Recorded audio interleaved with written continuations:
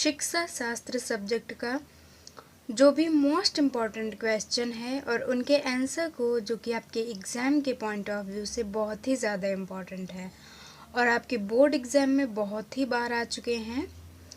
तो अगर आपको भी शिक्षा शास्त्र में 100 आउट 100 मार्क्स पाने हैं तो सारे ही क्वेश्चन और उनके आंसर को ज़रूर से देखें और लास्ट टाइम इनका आपको कम समय में शिक्षा शास्त्र की तैयारी कैसे करनी है और अगर आपको अच्छे मार्क्स लाने हैं तो चैनल को सब्सक्राइब करके रखिए। अगर आपको कोई भी डाउट होता है या फिर और भी किसी टॉपिक से रिलेटेड वीडियो चाहिए तो उसके लिए कमेंट करके ज़रूर बताएं। सबसे पहला चैप्टर है शिक्षा शास्त्र का वैदिक शिक्षा। कि आपके क्वेश्चन पेपर में सबसे पहले देखने को मिलते हैं निश्चित उत्तरीय प्रश्न, जो कि प्रत्येक प्रश्न एक एक नंबर के होते हैं। बहुविकल्पी प्रश्न के बाद आपके निश्चित उत्तरीय प्रश्न आएंगे और प्रश्न आपका 1 नंबर का होगा। 1 लाइन में आपको इसका उत्तर देना है। तो चलिए देखते हैं इस चैप्टर के जो भी इम्पोर्टेंट क्वेश्चंस हैं। निश्चित उत्तरीय प्रश्न। प्रश्न पहला है, प्राचीन शिक्षा प्रणाली किस पर आधारित थी? प्राचीन का मतलब पुराने समय में या बहुत समय पहले हमारी शिक्षा प्रणाली जो है वो किस आधार पर थी? तो इसका उत्तर है प्राचीन शिक्षण प्रणाली गुरुकुल प्रणाली पर आधारित थी। क्वेश्चन नंबर दूसरा है, गुरुकुल में किस प्रकार की शिक्षण पद्धति अपनाई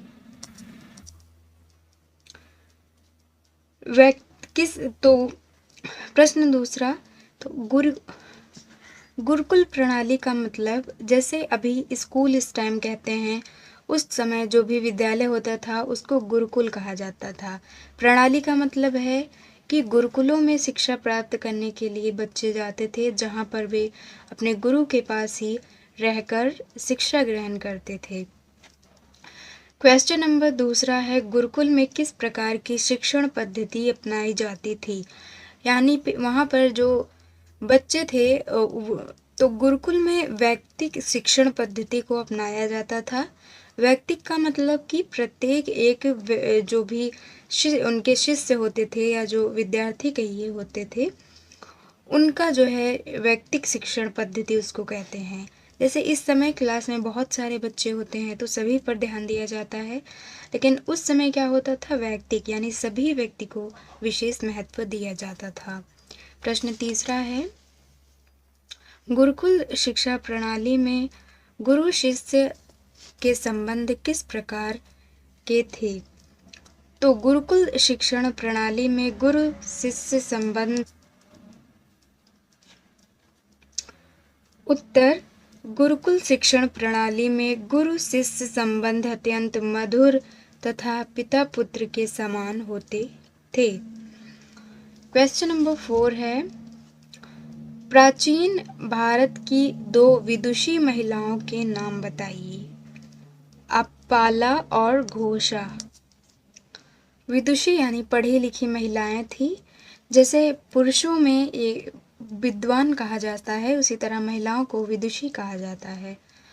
प्रश्न है, वैदिक काल में उपनयन संस्कार कब होता था? ये वेरी इंपॉर्टेंट क्वेश्चन है। तो उपनयन एक संस्कार होता है, शिक्षा प्रारंभ करने के समय जो है उपनयन संस्कार कराया जाता था।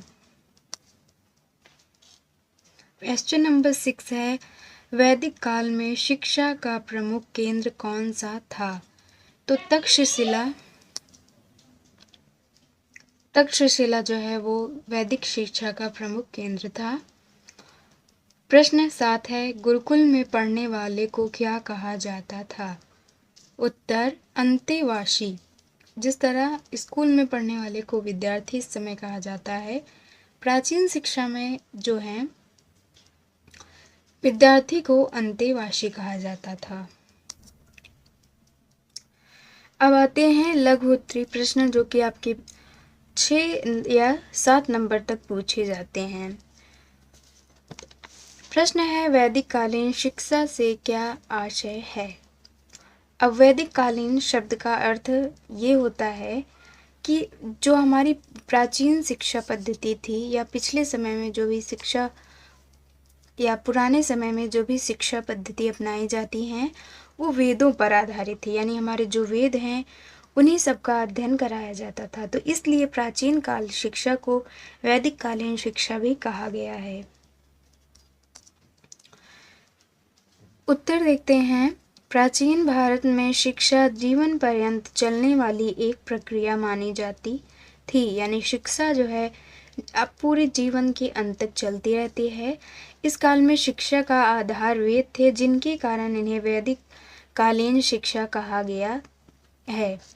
वैदिक कालीन औपचारिक शिक्षा ब्रह्मचर्य, आश्रम तथा गुरुकुल प्रणाली पर आधारित थी। वैदिक शिक्षा का प्रारंभ ऋग वैदिक काल से माना जाता था।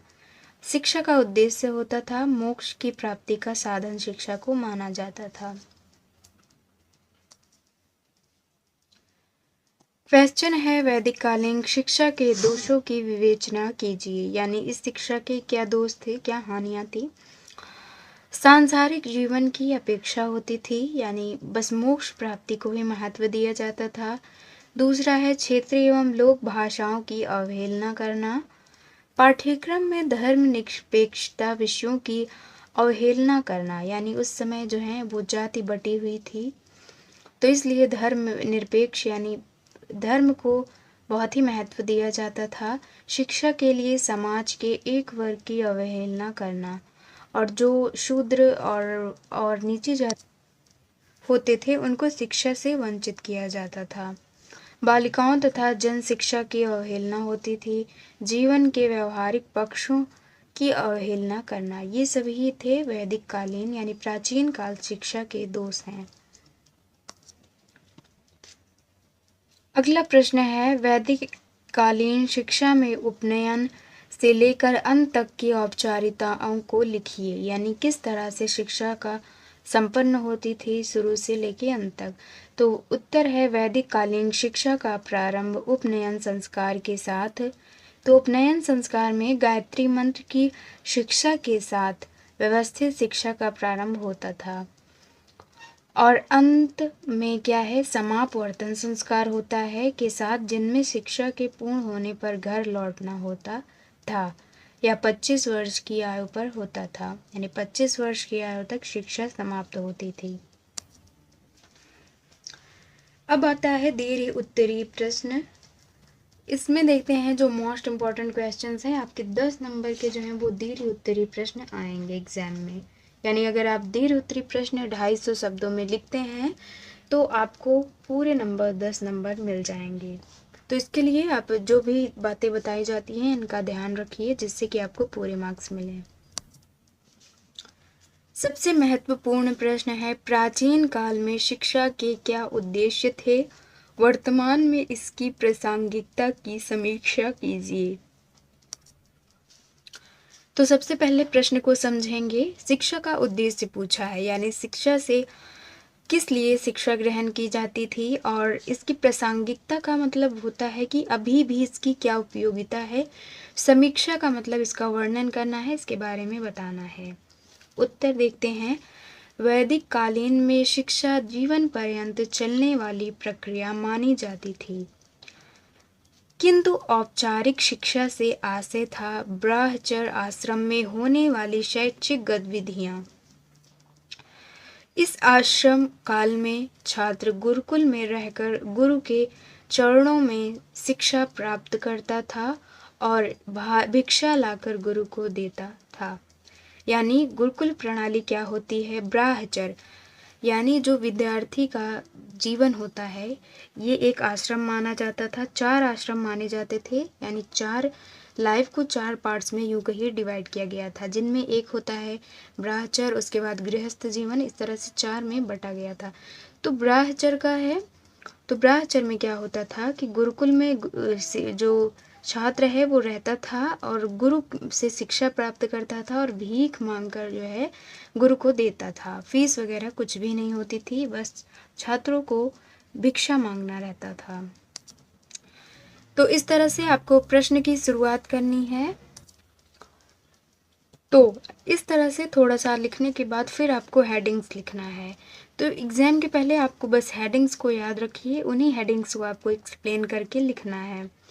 तो जैसे कि उद्देश्य पूछा गया था प्राचीन कालीन शिक्षा के उद्देश्य, तो इन उद्देश्यों को देखते हैं। तो आपको हेडिंग ज़रूर से डालनी है जिससे आपका उत्तर थोड़ा अट्रैक्टिव बढ़िया लगे, जिससे आपको पूरे नंबर मिलें। तो जैसा कि उद्देश्य पूछा है तो उसी हेडिंग को आप लिख देंगे प्राचीन भारतीय शिक्षा के उद्देश्य, हेडिंग डालेंगे। फिर आप जो भी याद किए पॉइंट्स, तो पहला क्या हुआ था उद्देश्य, ज्ञान तथा अनुभव को प्राथमिकता, यानी जो पहले की शिक्षा होती थी उसमें जो है कोई रोजगार वगैरह जिस तरह अभी है, इसमें ये सारी चीज़ें नहीं होती थी, बस ज्ञान तथा अनुभव को जो है महत्व दिया जाता था।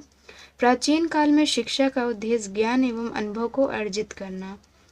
इस काल में ना तो आज के युग के समान परीक्षा प्रणाली का प्रचलन था और ना ही प्रमाण पत्र प्रदान करने की कोई निश्चित व्यवस्था ही थी, यानी रिजल्ट वगैरह कुछ भी नहीं दिया जाता था। सामान्य रूप से छात्रों द्वारा अर्जित ज्ञान को ही उनकी योग्यता का मापदंड स्वीकार किया जाता था, यानी उनके ज्ञान का जो टेस्ट है वही को रिजल्ट माना जाता था और अलग से कोई रिजल्ट वगैरह नहीं दिया जाता था। तो पहला तो यही उद्देश्य था, ज्ञान तथा अनुभव को महत्व या प्राथमिकता देना। अब शिक्षा का दूसरा उद्देश्य क्या था प्राचीन काल में, चित्त वृत्तियों का निरोध। प्राचीन काल में शिक्षा आध्यात्मिक की ओर उन्मुख थी, यानी धर्म को महत्व दिया जाता था। अतः उस काल में शिक्षा का उद्देश्य छात्रों को चित्तवृत्तियों का निरोध भी था। डॉक्टर मुखर्जी शिक्षा का उद्देश्य चित्त वृत्तियों निरोध अर्थात मन से उन कार्यों का निषेध था जिनके कारण मन भौतिक संसार में उलझ जाता है। वास्तव में प्राचीन काल में आत्मा को अनश्वर माना जाता है जबकि शरीर को नश्वर। अब देखते हैं शिक्षा का तीसरा उद्देश्य क्या था, ईश्वर भक्ति तथा धार्मिकता के प्रति उन्मुख करना। प्राचीन काल में शिक्षा धर्म केंद्रित थी, अतः उस काल की शिक्षा का एक स्वीकृत उद्देश्य छात्रों को ईश्वर भक्ति तथा धार्मिकता के प्रति उन्मुख भी था, यानी पूजा पाठ को बहुत ही ज़्यादा महत्व दिया जाता था जो कि ईश्वर प्राप्ति का साधन था। मोक्ष प्राप्ति के लिए ईश्वर भक्ति तथा धार्मिकता की भावना से परिपूर्ण होना नितांत आवश्यक था।